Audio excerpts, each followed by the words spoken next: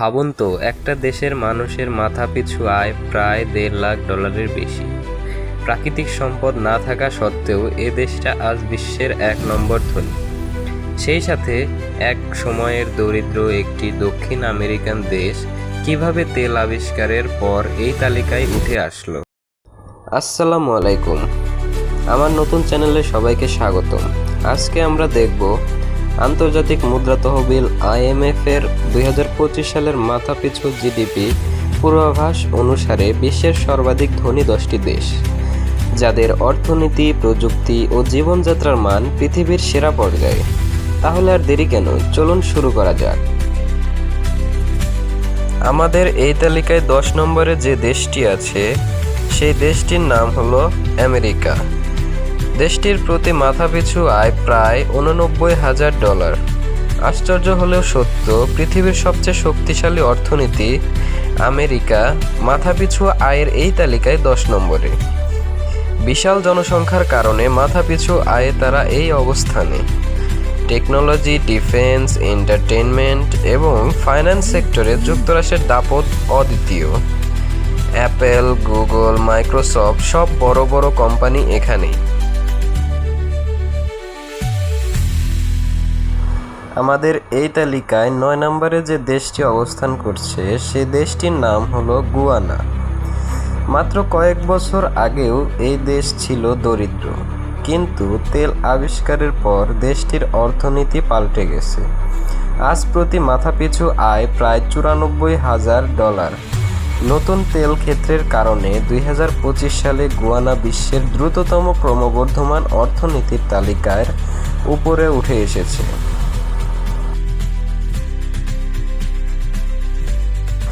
আমাদের এই তালিকার 8 নম্বরে অবস্থান করছে ব্রুনাই।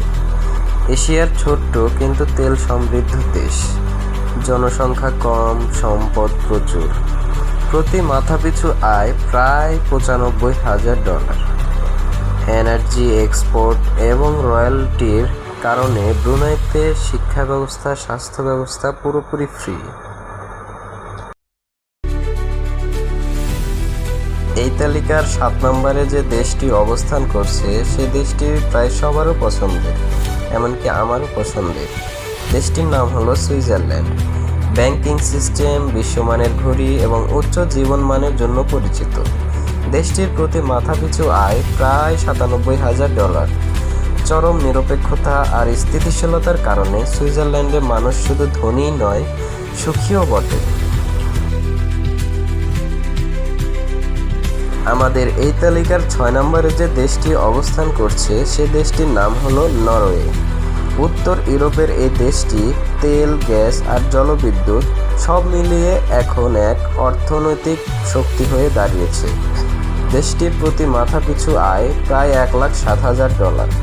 দেশটির বিশাল সার্বভৌম সম্পদ, সোভেরিন ওয়েলথ ফান্ড, ভবিষ্যতে নাগরিকদের জন্য অর্থনৈতিক নিরাপত্তা নিশ্চিত করে। আমাদের এই তালিকার 5 নম্বরে যে দেশটি অবস্থান করছে দেশটির নাম হলো কাতার। বিশ্বের অন্যতম প্রধান গ্যাস ও তেল রপ্তানিকারক দেশ। দেশটির প্রতি মাথাপিছু আয় প্রায় $1,21,000। বিশ্বকাপ আয়োজনের পর থেকে দেশটি অবকাঠামো ও ট্যুরিজমে ব্যাপক বিনিয়োগ করে এর উন্নয়ন গতিতে নতুন মাত্রা যোগ হয়েছে। আমাদের এই তালিকার 4 নম্বরে যে দেশটি অবস্থান করছে সে দেশটির নাম হলো আয়ারল্যান্ড। কোম্পানি করের হার কম হওয়ায় এখানে অনেক বড় বড় টেক কোম্পানি তাদের ইউরোপিয়ান অফিস বানিয়েছে। অ্যাপেল, গুগল, ফেসবুক সবই এখানে। দেশটির প্রতি মাথাপিছু আয় প্রায় $1,34,000। প্রযুক্তি এবং ফার্মাসিউটিক্যালস ইন্ডাস্ট্রি আয়ারল্যান্ডের অর্থনীতির মূল ভিত্তি। আমাদের এই তালিকার 3 নম্বরে যে দেশটি অবস্থান করছে দেশটির নাম ম্যাকাও। চীনের অধীন ছোট্ট একটি অঞ্চল, কিন্তু আয়ের দিক থেকে বিশাল। এটা বলা হয় এশিয়ার লাস ভেগাস। জুয়া এবং ট্যুরিজম হলো এদের আয়ের প্রধান উৎস। দেশটির প্রতি মাথাপিছু আয় প্রায় $1,34,000। আমাদের এই তালিকার নাম্বার 2-এ যে দেশটি অবস্থান করছে দেশটির নাম হলো লাক্সেমবার্গ। ইউরোপের সবচেয়ে ছোট দেশগুলোর একটি, কিন্তু ব্যাংকিং ও ফাইন্যান্সের কারণে সবচেয়ে ধনী। দেশটির প্রতি মাথাপিছু আয় প্রায় $1,52,000। এর স্থিতিশীল অর্থনীতি এবং আন্তর্জাতিক ফাইন্যান্সিয়াল হাব হওয়ার কারণেই তারা এই অবস্থানে।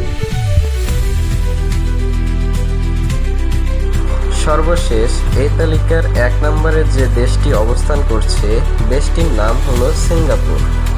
এশিয়ার এই দেশটি বিশ্বের সবচেয়ে ধনী। দেশটির প্রতি মাথাপিছু আয় প্রায় $1,56,000।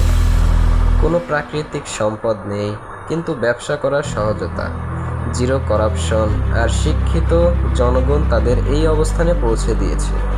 কঠোর আইন, বিচক্ষণ নীতি আর বন্দর সুবিধা কাজে লাগিয়ে তারা আজ বিশ্বের শীর্ষ ধনী দেশ।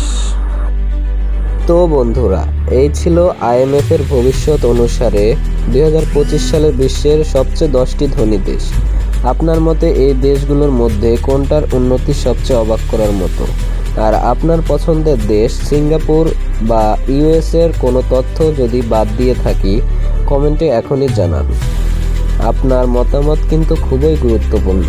ভিডিওটা ভালো লাগলে একটা লাইক দিবেন, আর নতুন নতুন তথ্যপূর্ণ ভিডিওর জন্য চ্যানেলটি সাবস্ক্রাইব করে আমাদের সাথেই থাকুন। ধন্যবাদ।